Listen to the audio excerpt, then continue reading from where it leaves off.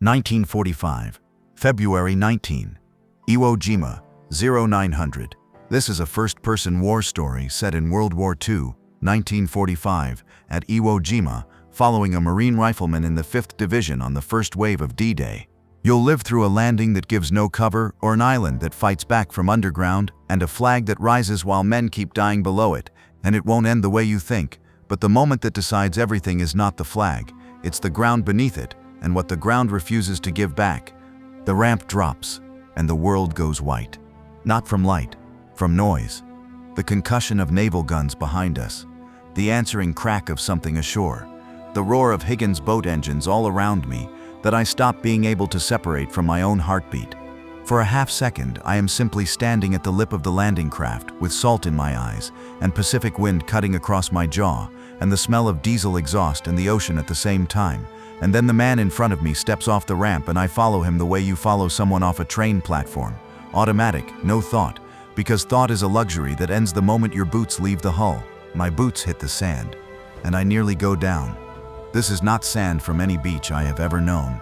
This is volcanic black grit, fine and yielding and treacherous, and it gives under your weight like wet ash, like the ground itself is trying to swallow your foot before you can commit your body to moving forward. My right boot sinks 3 inches on the first step. My left sinks 4. My pack and kit and rifle and ammunition combined weigh 86 pounds on a good day. And on a beach like this they weigh considerably more, because weight here is not just a number, it is a negotiation with terrain that does not want to cooperate. The man ahead of me, Corporal Danny Reese, 19 years old from Macon, Georgia, who has been making the same tired joke about Georgia peaches every night for 11 weeks at sea, stumbles forward with his BAR hugged to his chest like something he was born carrying, and I watch his whole frame lurch sideways under the weight of his pack and the resistance of the ground, and he doesn't fall, but it is close, and we are 8 steps off the ramp and already the island is winning. The smell hits me before anything else makes sense. Sulfur. Thick and sulfuric and wrong, like standing over a struck match the size of a continent. And beneath that a charred mineral smell I have no name for, something ancient and geological.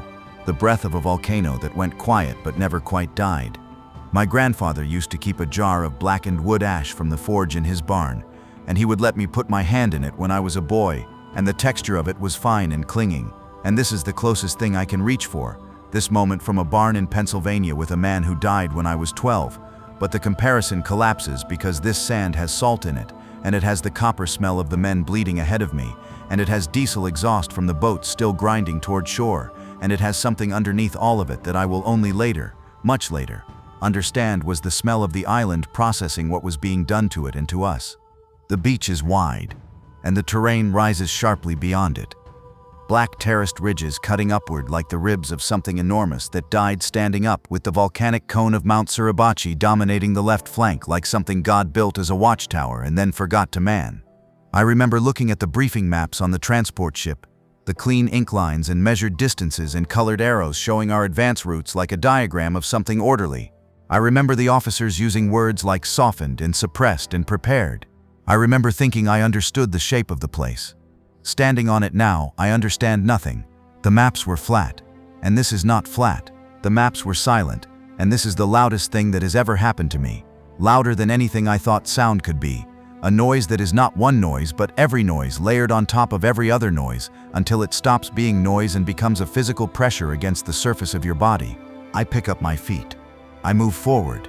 The sand eats every step, for approximately 90 seconds. And I know this only because men counted it later, lying in foxholes with their lips moving, needing to account for time the way you need to account for ammunition. There is almost no Japanese fire.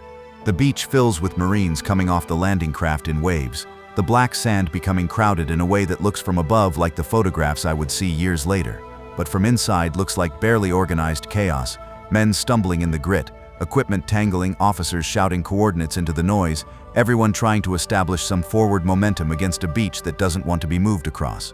For 90 seconds, the island lets us land. In the briefings they told us the island was softened. 3 days of naval bombardment, historic tonnage. Some officers spoke with a confidence that made the younger men feel safe, and I watched those younger men listening with their whole faces open, wanting badly to believe what they were hearing, and I thought, they don't know what confidence costs yet. I had been in the Pacific long enough to know that confidence issued from above is something you spend down here, in the dirt, in the dark, one brutal yard at a time. The 90 seconds end. The first mortar comes in short, hitting the surf line to my left, and the concussion presses against my eardrums like a closed fist. A column of black sand rises and falls. Then another mortar, longer, landing behind us where the second wave is still coming off the boats, and I hear a sound in response, not individual voices but a collective sound, the kind of sound a crowd makes when something unexpected happens, before language catches up. Then the machine guns find their angles and the beach transforms completely, the way a room transforms when someone turns off the light. Same dimensions, same geography, but suddenly every space in it is dangerous in a way it wasn't a moment ago. The rounds hit the black sand and kick up geyser plumes, almost delicate in their spacing, almost beautiful, before my body processes what they are, and I am running. Running is too generous a word. I am lurching forward in the volcanic grit, each stride half swallowed by the ground, rifle up, pack dragging at my spine, the whole weight of my kit conspiring with the terrain to keep me slow and exposed, and a fine target for anything with patience and elevation.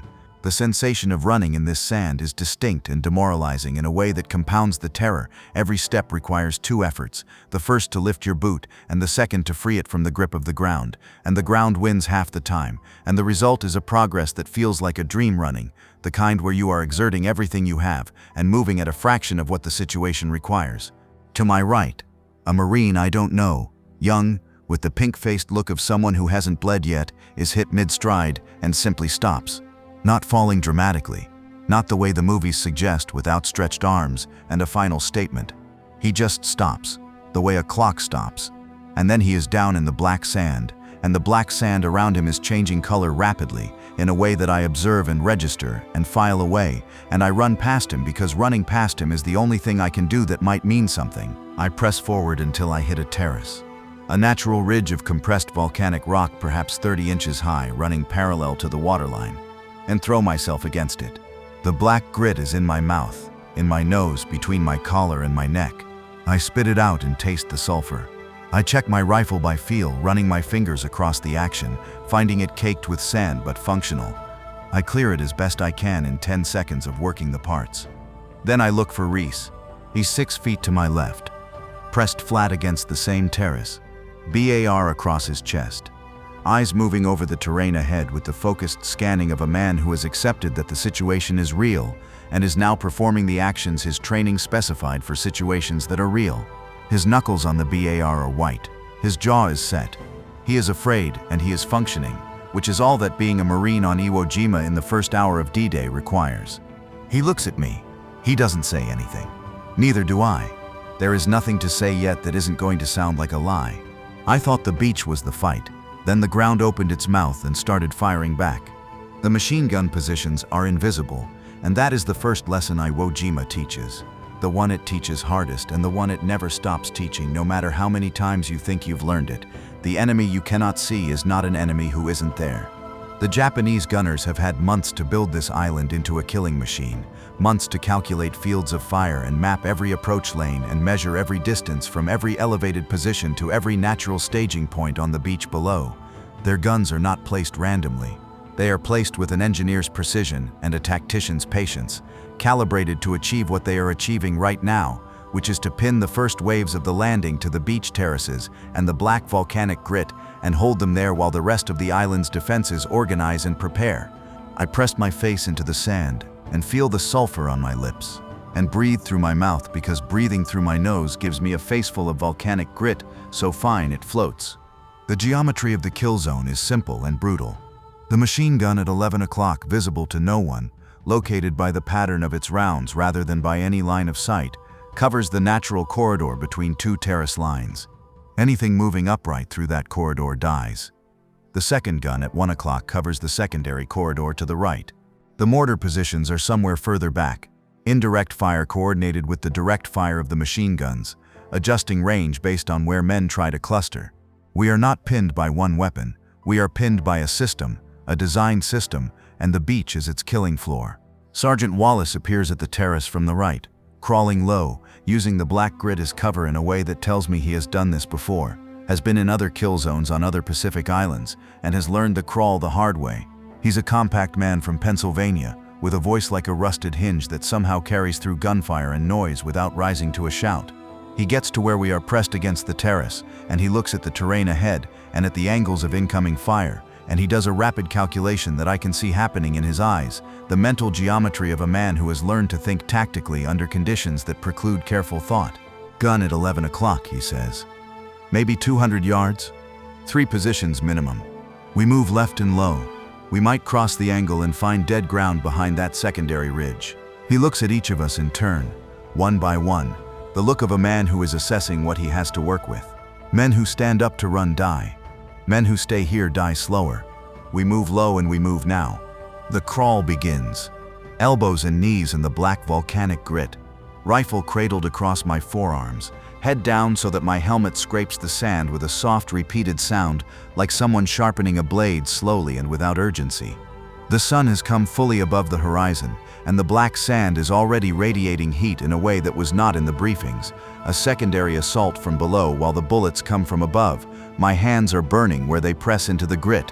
I keep moving because Wallace has given me the mathematics, and the mathematics are correct. Move or die.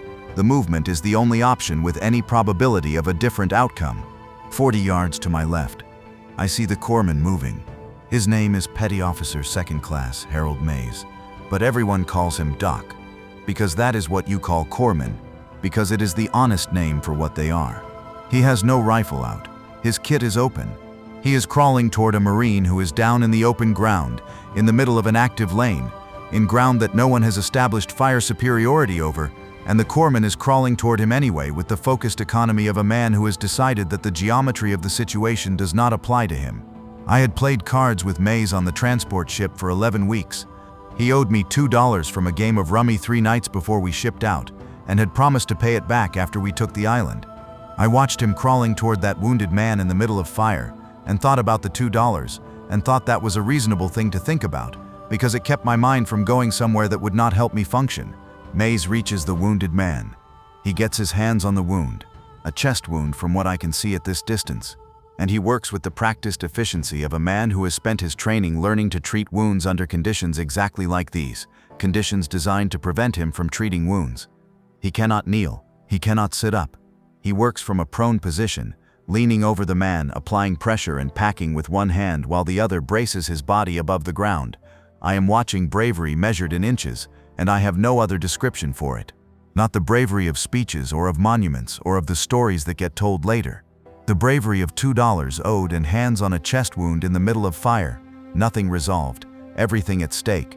Move, Wallace says, his voice close to my ear, while the gun's tracking him. There is a moment, and I have never spoken of this because I do not have adequate language for it, where I understand exactly what Wallace is saying and exactly what it means.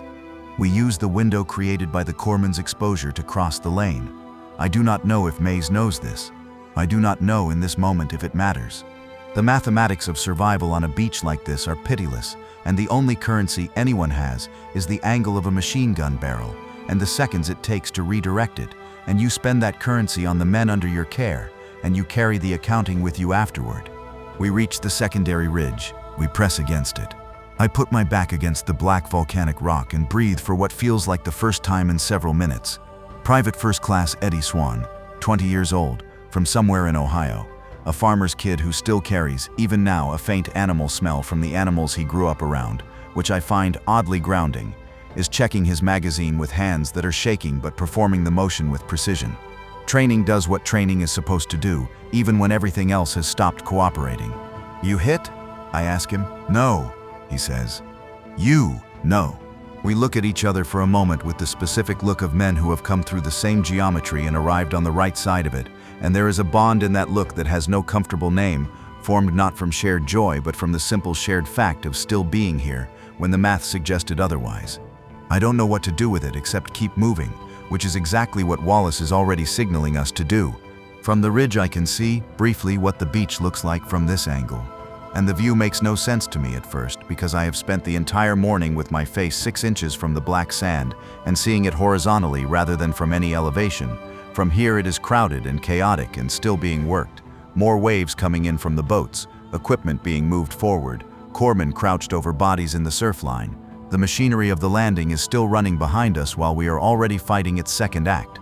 There is something disorienting about seeing both things at once, the beach that is the beginning, and the terrain we're in that is the middle, and I look away from it because looking at it costs me something I need for what's directly in front of me. Wallace signals us forward again, using hand signs that I have to actively translate, because exhaustion has created a small lag between seeing a sign and understanding its instruction. We form a file and move along the terrace, using the ridgeline as cover, working toward an angle that will let us come at the machine gun position from a direction it's not covering. The process is deliberate and costs time that feels expensive, but Wallace has lived through enough of these situations to understand that patience is a weapon on a beach like this, that the willingness to move slowly and correctly is the one tactical advantage available to a body of men who cannot call in enough fire to make the speed unnecessary. The morning has already cost us 2 men confirmed, and an unknown number of others in the sections around us. I can hear it in the sounds from the beach, the volume of the casualty traffic, the particular frequencies of organized emergency, without having specific numbers, and I resolve not to try to calculate the numbers because the calculation will not help me function, and functioning is currently my primary obligation. We weren't advancing. We were negotiating with bullets, paying in flesh. The pillbox at grid reference 74 does not die when we shoot it. We have put 200 rounds into its aperture over a period of 20 minutes, working in relays, suppressing fire from 2 angles while a fire team tried to work closer. The structure was identified this morning by a fire team from another section, who came back reporting that it covered a natural draw that 3 squads need to move through, making it an obstacle that the day's advance cannot route around. So we have been assigned to it, and we have been working it, and it has not died. We have thrown grenades that detonated against its angled concrete face and sent shrapnel harmlessly into the volcanic grid around it.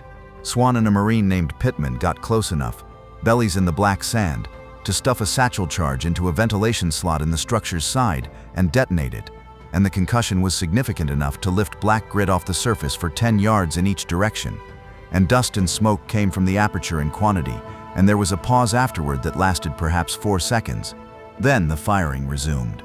Same position, same rate of fire, same angle of suppression, as though the detonation was a minor inconvenience, a sneeze, something the position had shrugged off and returned to work from. "It's not dead," Swan says, with the flatness of a man working hard to keep the fear out of his voice. "No," says Wallace. "It's not dead because it's not alone. Nothing on this island is alone." I have been beginning to understand what he means, processing it across the hours since the beach, fitting pieces together into a picture that the briefings did not quite convey. The positions on Iwo Jima are not discrete targets, pillboxes here, machine gun nests there, arranged in a line that can be rolled up by working from one end to the other.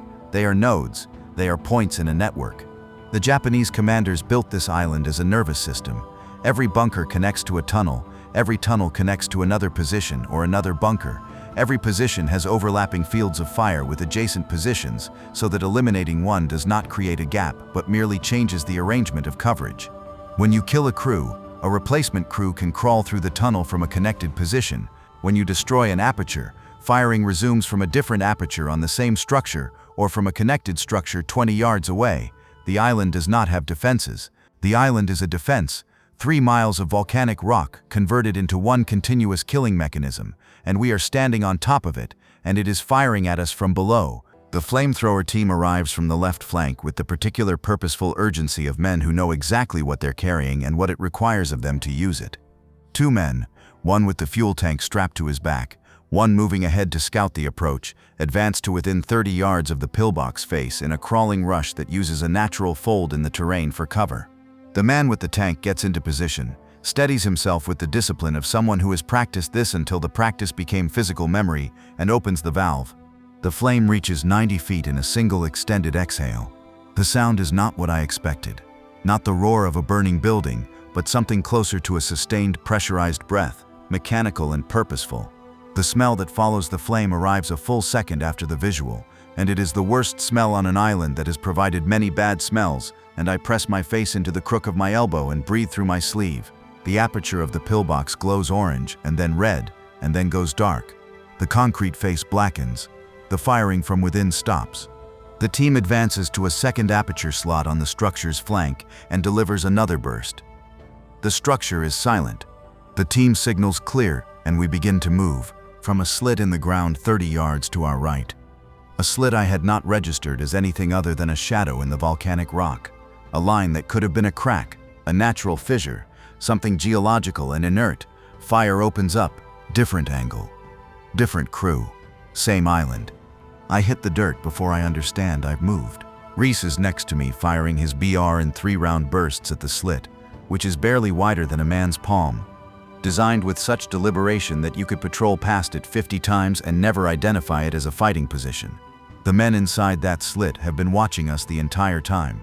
They watched the flamethrower team work on the pillbox. They watched us move toward it.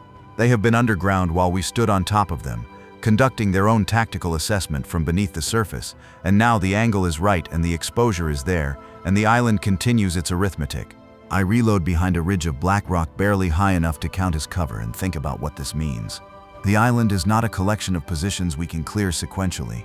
The island is alive, in the way a machine is alive, purposeful, connected, responsive. Every action we take on the surface produces a response from below, and the response comes from a direction we cannot anticipate because the tunnel network is invisible and the aperture locations are not where we expect them to be. We are fighting a system that was designed specifically to defeat the method we are using to fight it, and the men who designed it understood our method better than we understood theirs. From inside the second position, before the next burst begins, I hear something that I will not forget. A low sound, muffled by rock and concrete, and the meters of earth between the surface and the tunnel. Voices, not screaming, not the sounds of men under duress. Just voices, low and conversational. The sound of men doing their work with the focused, ordinary quality of men who have trained for this and are performing their training. And then the firing starts again from a third opening 8 yards beyond the second, and I understand that the island has more nerves than we have cuts to make in them. We killed the bunker, and it shot us again from somewhere else. Day 3. The beach is behind us in distance but not in effect. Nothing on Iwo Jima is ever entirely behind you. The gains of the first 2 days have moved our section perhaps 800 yards from the original landing point, which sounds like progress until you see the island on the map and understand how much remains north of us, how much more of this particular mathematics we have ahead. The terrain inland is worse than the beach in ways I couldn't have imagined from the briefing maps. Crater fields that look from a distance like a plowed field and feel underfoot like broken plates, shattered ridgelines where the rock has been split by bombardment into shapes that provide both cover and obstruction in random alternation, and cuts in the volcanic surface that run like long scars through the ground, some of them natural geological formations and some of them clearly engineered, all of them potentially the entrance to the tunnel system we know is down there. The smell of sulfur has become something I no longer consciously register. The way you stop hearing a ship's engine after enough days at sea. It is simply the air here. It is simply what the island breathes. I have stopped noticing it the way you stop noticing the cold after you've been cold long enough. And this bothers me because I think you should notice the things that are wrong about a place. I think losing the ability to perceive wrongness is itself a kind of damage. Wallace assigns our section to a cut in the ground at the base of a ridgeline that intelligence believes is a tunnel entrance based on the pattern of fire that came from this general area. The previous evening, fire that appeared to come from multiple points sequentially, suggesting connection through underground passages rather than individual surface positions. The cut is approximately 8 feet across and descends at a steep angle into darkness. The walls rough-cut volcanic rock with chisel marks visible on the surface, unmistakably engineered. We have grenades, smoke, 2 rifles, Reese's BR, and a collective feeling that nobody wants to put into words. Grenades first, Wallace says. Smoke second. Then we listen before we enter. We pull pins and throw, and the grenades go down the cut, and the detonations are muffled and strange, absorbed by rock and earth in a way that surface detonations are not, the sound of something happening underground that the surface cannot quite contain. The concussion comes back up through the soles of my boots more than through my ears. Smoke grenades follow. We wait and watch the smoke rise from the cut, and note the direction it drifts. It comes back up, but not all of it. Some of it is drawn sideways, which means air movement, which means the tunnel connects to another opening somewhere, which means this cut is live, and the system is active. Nobody wants to go in. We all know nobody wants to go in. We go in anyway, because that is what the situation requires, and on Iwo Jima, the situation is the only authority that exists. Swan goes first, low and sideways, rifle angled into the darkness, his body blading itself to fit the width of the cut. I go second with my hand on his pack because in the darkness, the physical connection is the only navigation available. Reese stays at the lip with his BR covering the entrance, because if something comes out fast, Reese is the only thing standing between us and whatever lives down here. The tunnel is low enough that I am bent at the waist, neck angled forward, which puts my face approximately 4 feet from the ground and makes every step a negotiation between maintaining my grip on the rifle and not falling forward onto Swan. The walls are rough-cut rock, damp and cool after the brutal surface heat in a way that would be almost pleasant under any other circumstances. The air is dense and has a quality that I notice even through the sulfur, something organic, something human, the air of a space that has been occupied. The darkness is complete and layered, not the outdoor dark that your eyes can eventually navigate, but the underground dark where there is nothing for your eyes to do.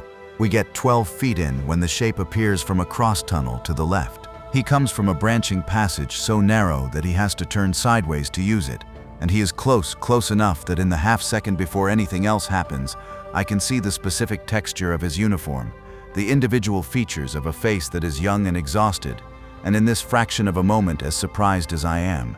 He has a rifle. It is angled the wrong direction from the passage he just came through.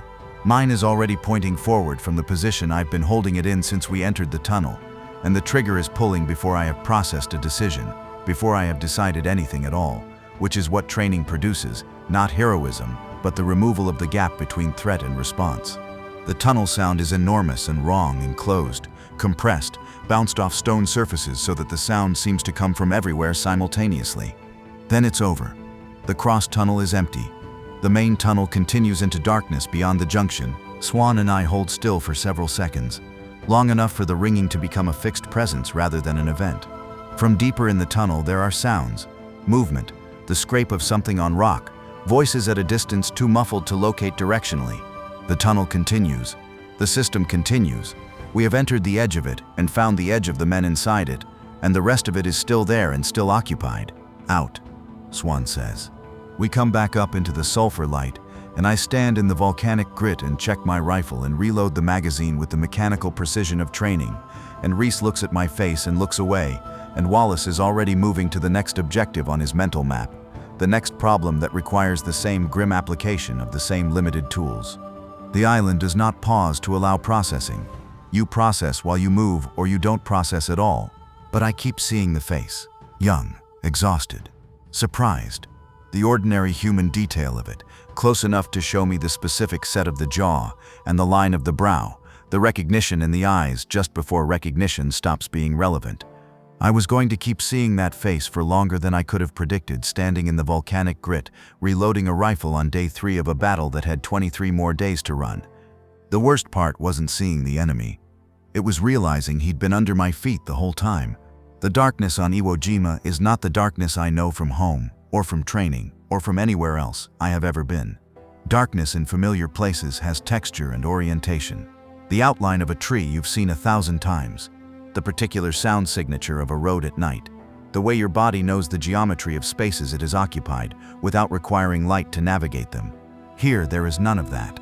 The darkness falls and the beach is gone, and the sky is a low cloud that diffuses the stars into a gray ambiguity, and what remains is a strip of volcanic rock between the black Pacific and the blacker northern terrain, and the ocean sounds like a distant witness, something enormous and utterly indifferent that has watched every battle ever fought on every shore and will be here long after the last shell casing has rusted into the ground. We dig in as deep as the rock will allow, which is not very deep. The black volcanic grit is easy to move, and the rock beneath it is not. My foxhole is 18 inches at its deepest point, which means my prone body is approximately 1 inch below the surface level of the surrounding terrain. 1 inch.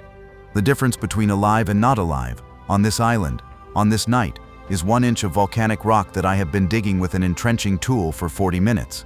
I know this, and I stay down, and I am grateful for the inch. The order before dark is absolute and comes down through every level of the chain of command with a unanimity that tells me it has been earned rather than invented. No movement after dark. Any shape that moves is a target. There will be no challenge and response procedures, no friendly calls in the dark, because the enemy on Iwo Jima has studied those procedures and used them against us already on previous nights and previous islands. The protocol is simpler and more terrible. Anything that moves in the dark is the enemy. Stay still, stay down, Trust your ears more than your eyes because your eyes have nothing to work with. And trust your ears with the specific attention of a man who understands that his life depends on what they can tell him. I am on my back in the foxhole, with my rifle across my chest, and my eyes open on darkness that shows me nothing. My hearing has compensated for my eyes by becoming something heightened and specific. I can hear Reese breathing 8 feet away to my left, a steady in and out that tells me he is awake and controlling it carefully. I can hear the Pacific, always the Pacific, an ambient presence at the edge of everything on this island. The sound of the water that brought us here and will take us away from here if we're still in a condition to be taken. I can hear the wind moving over the volcanic terrain, which has a quality unlike wind over soil or sand, drier, more mineral, as though the wind itself picks up the character of the ground it moves across. And underneath all of that, occasionally, I hear things from below. The tunnel system is not silent at night. It carries sounds upward through the rock in a muffled, indeterminate way. Movement, voices, the occasional clink of equipment, and lying in my foxhole with 1 inch of earth between me and the surface, I hear the island doing something underneath me that I cannot identify, and I note it and hold still. The flares go up at irregular intervals from positions somewhere back near the beach, fired on a pattern that is specifically irregular to prevent the enemy from timing movement between them. Each flare descends on its small parachute, trailing white smoke, and floods a cone of terrain with harsh white light for approximately 15 seconds before burning out and falling dark. In the flare light, the terrain looks like the surface of another world, craters and shattered rock, and the dark shapes of men pressed into their holes, everything absolutely still, everything waiting in a silence that is not peaceful but prepared. Then the light dies, and the darkness comes back heavier than before, your eyes taking a full minute to readjust after the brightness, and in that minute you are functionally blind, and you know that anything moving knows this and is using the knowledge. Between the 3rd and 4th flare cycle, somewhere close on my right, and I cannot determine exactly how close because the darkness removes depth perception entirely. Swan makes a sound, not a call for help, not a word. A sound, the single involuntary note that a person makes when their body receives information that the mind has not yet organized into language. The sound between the event and the understanding of the event. I am out of my foxhole and moving before I have decided to move. Low below the surface line of the terrain, covering the distance by feel, my hand landing on Swan's shoulder in the dark, and I can tell immediately that something is wrong with his side, a wet warmth on the outside of his jacket where there should not be warmth. And in the next flare burst I see the dark spreading stain below his ribs. It is a knife wound, not a bullet wound. Someone reached him in the dark with a blade, and he never made a sound loud enough to alert anyone until after they were gone, and whoever did it has dissolved back into the volcanic terrain or back through a tunnel entrance, or is lying somewhere in the dark where the flares don't reach. And I will never know, and Iwo Jima will not provide closure on this question. I get my kit open with hands that I notice are shaking, not trembling, shaking, a whole handshake that I have to grip the kit against to keep from dropping things. The flare light is my only illumination, and it is 15 seconds of it every 2 minutes on average, which means I am working mostly in the dark, navigating by touch, getting pressure on the wound by feel, and holding it by feel, and monitoring Swan's breathing by the sound and the movement of his chest under my hand. He grabs my wrist with his left hand and holds on with a grip that communicates without words that he is present and processing and working as hard as I am to keep this manageable. Stay down, I tell him, very low. Stay down and breathe. I'm breathing, he says. His voice is steady in a way that costs him something. I can hear the cost in it. I hold pressure through the next several flare cycles, counting them to measure time because I have no other clock. The bleeding slows, which I choose to interpret as positive.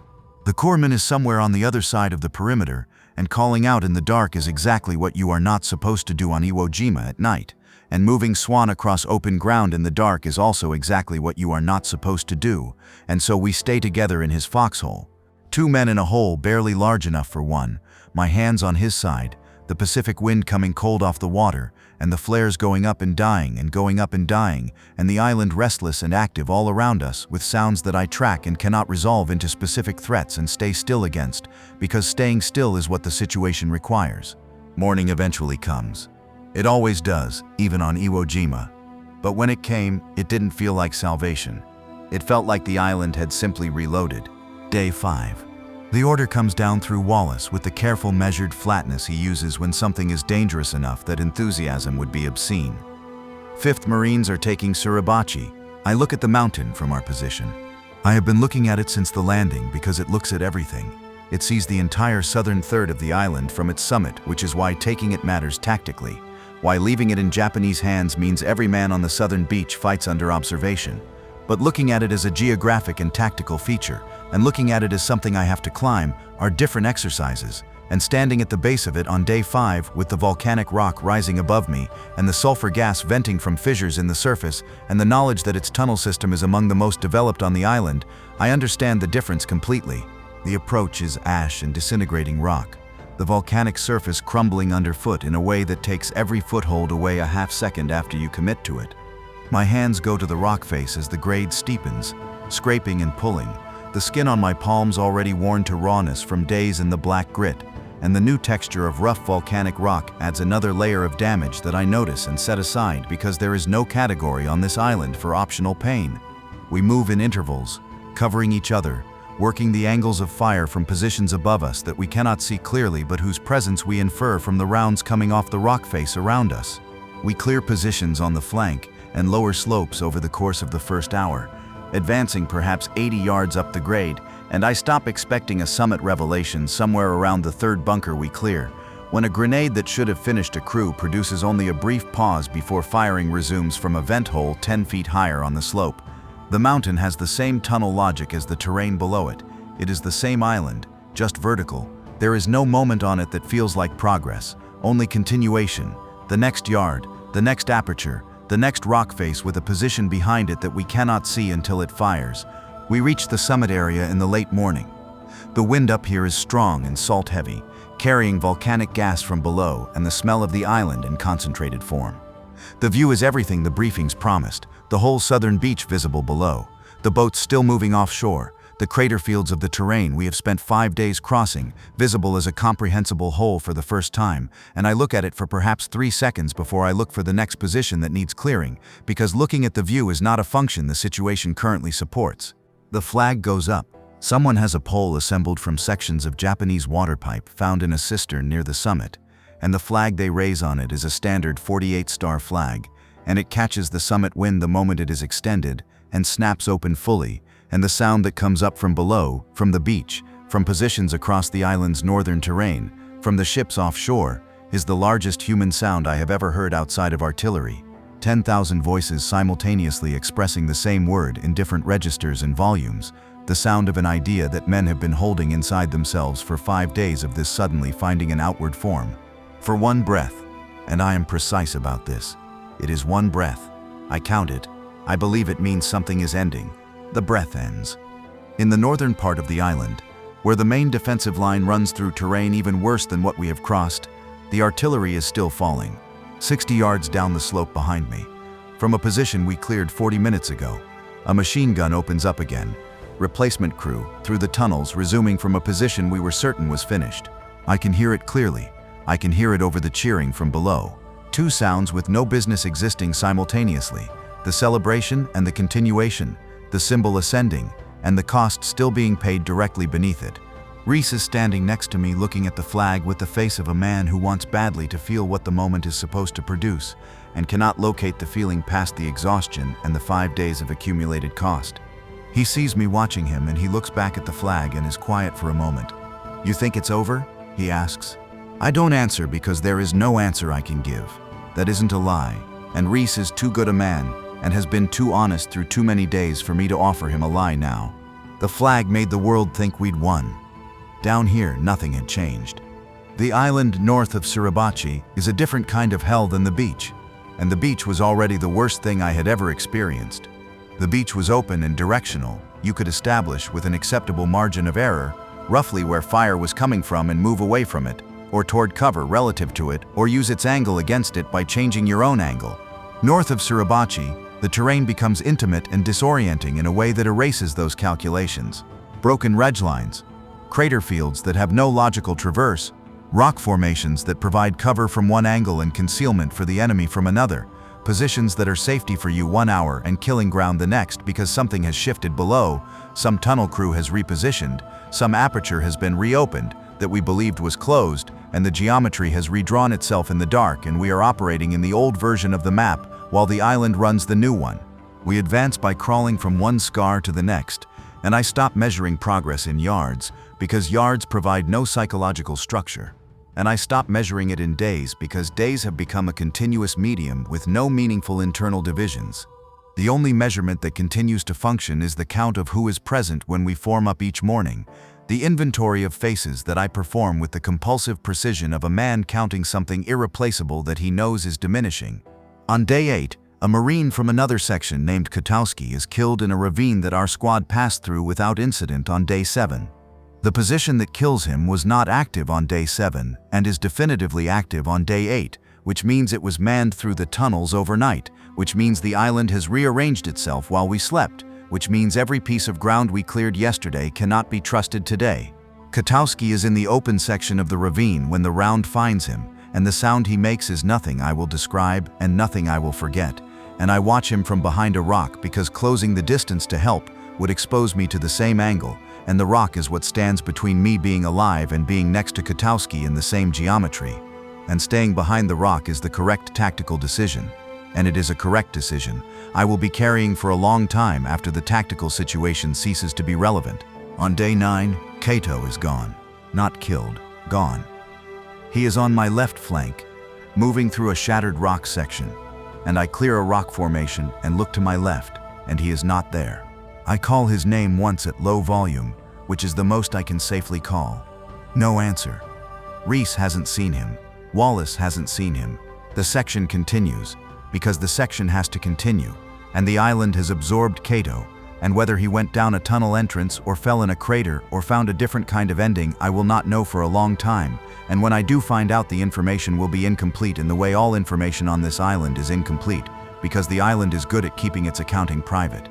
On day 11, I do something in a ravine that I have spoken of only once, to a chaplain, in a conversation I will not recreate here, except to say that it was necessary, and that I have spent a considerable portion of my life since then thinking about whether necessary and right are the same word, and I have not reached a conclusion that satisfies me, and I do not expect to. Survival on Iwo Jima produces actions that live outside the available moral categories. You do what the terrain and the situation and the mathematics require. You carry what that required afterward, in all the afterward that follows, in the years when the sulfur smell is long gone, but the weight of specific moments is not. Reese is still with me. He has become the single continuous thread connecting day 1 to whatever day this is. The one face that was present at the beach terrace and is present now. The one voice I can identify in the dark without needing a flare to confirm it. We have stopped talking about the others. Not from lack of feeling, but from a kind of shared agreement that talking uses resources we need elsewhere. That language applied to loss on this island produces a cost without a corresponding benefit, and we are both too reduced to spend anything without being certain of the return. I stopped counting days and started counting who was missing when we formed up. The firing fades in pockets. That is how it ends on Iwo Jima. Not with a ceasefire and terms and a document signed in the presence of witnesses and cameras. It fades unevenly, the way a fire fades when you stop feeding it. One section of the island going quiet, and then another, with isolated shots continuing long after the formal declaration because the tunnel system holds men who have not received the information that the island is declared secure, or who have received it and made their own decision about it, and so the silence is never complete and you never fully trust it, because this island has trained you not to trust anything that seems to be over. March 26th, 36 days after the ramp dropped. I walk through positions that look like the earth itself was butchered. The crater fields in the northern sector are layered with the evidence of what was spent here. Shell casings in quantities that don't look real. Discarded equipment from both sides.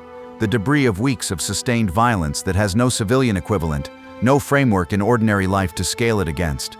Everything is the same black volcanic color. The ash and the rock and the metal all tending toward the same dark tones. And the effect is that the whole landscape looks like a single continuous thing, all of it made of the same material, all of it part of the same island that has been processing what was done to it for 36 days. The smell is still sulfur, still ash, still the underlying mineral reek of the volcanic ground. But something has left the air, some quality of immediacy. The island smells now like something that happened rather than something that is happening, and the distinction is enormous. And I notice it the way you notice the absence of a noise you didn't realize you'd gotten used to hearing. I walk slowly, My legs have the particular exhaustion that lives past the threshold of ordinary tiredness. Not tired the way a tired person is tired, but depleted in some structural way, used up at a level below the muscular, as though the mechanism that converts will into motion has been running past its rated hours and is still running on something other than what it was built to use. Reese walks beside me. Neither of us speaks. We have been through enough together that silence between us has the same weight as speech, carries the same amount of meaning, and there is nothing we know how to say yet that would be worth saying. I see the flag on Suribachi. It's smaller than I expected. From down here, from the northern terrain, it is a detail on the mountain rather than a dominant feature, a piece of cloth on a pipe catching the same Pacific wind it has been catching since day 5, visible but modest, almost easy to miss if you weren't looking for it. The photograph exists now, has been moving through the world's wire services for weeks, and in the coming years I will see it everywhere, on walls and magazine covers and posters and the fronts of buildings, and each time I will look at it and recognize the flag, and not recognize what it cost to put it there, because the photograph cannot carry that information. This is not a criticism of the photograph, it is a fact about photography. There is a jerry can near a command post position, half full of water, left by someone and not yet recovered. I pour some over my hands. The black sand runs off in a thin dark stream, and I pour more, and the grit runs off again, but there are creases in my palms and lines in my knuckles and the underside of my nails, and in all of those places the black volcanic grit of Iwo Jima is lodged, packed into the topography of my hands by 36 days of pressing them into the surface of this island. I pour the last of the water over both hands and rub them together, and the sand comes out with the rubbing and runs off dark with the water. I look at my palms. They are cleaner, not clean. I don't think they're going to be clean for a while. I don't think the island comes out in one washing. Reese is watching me do this from a few feet away. He doesn't ask what I'm doing. I don't explain it. He has been on the same island for the same 36 days, and he understands what I'm trying to do and why it isn't fully working. And he has enough respect for me not to say the obvious thing, which is that you can't wash Iwo Jima off your hands with water from a jerry can left by a stranger. You can only carry it forward until enough time passes that the carrying becomes unconscious, and even then it doesn't leave. It just becomes part of the weight that you're so accustomed to that you stop noticing it's there. I think about the men who are not here for this quiet. Not all of them, not all at once. The mind refuses to hold all of them simultaneously, and perhaps that refusal is merciful. Perhaps the mind knows what it can carry and enforces the limit for good reasons. But some of them come to me standing there with the empty jerry can in my hand and the black sand slowly drying on my palms. Kotowski in the ravine. Kato, absorbed by the island with no explanation. Wallace, 11 days ago, in a position we were all in together and only some of us left. Others whose names I know, and whose faces are specific and clear, and whose particular way of moving or speaking or checking a magazine I can reproduce in memory with complete fidelity. They are not abstract. They are not a number. They are specific men with specific details that belong to them alone, and the island has them now, and I am standing in the volcanic grit with an empty jerry can, and the flag is on Suribachi catching the wind, and none of those things cancel each other out or resolve into a meaning that I can hold and use. There will be a ceremony, probably. There will be words said by men who choose words carefully for occasions like this. There will be a record of what happened here, a historical account with numbers, casualties by date, positions taken by grid reference, days elapsed from D-Day to declaration, and the record will be accurate, and the record will know almost nothing about what it describes. The record will know the flag went up on day 5. The record will not know what Reese's face looked like when he asked if it was over. The record will know the island was declared secure on March 26th. The record will not know about the black sand that doesn't wash out. These are not complaints about the record. These are facts about what records can hold and what they cannot. We form up for the last time at a consolidated position, and the sergeant, not Wallace. Wallace has been gone for 11 days, and his replacement is a man I know by function rather than by the kind of knowing you develop over weeks of close contact, calls the count. The count is what it is. The count is not what it was 36 days ago on the transport ship in the salt wind, with everyone still present and accounted for, and Reese making his tired joke about Georgia peaches and $2 owed, and the whole island still ahead of us, unknown and therefore possible. They'll remember the flag. I'll remember the ground because it never let go.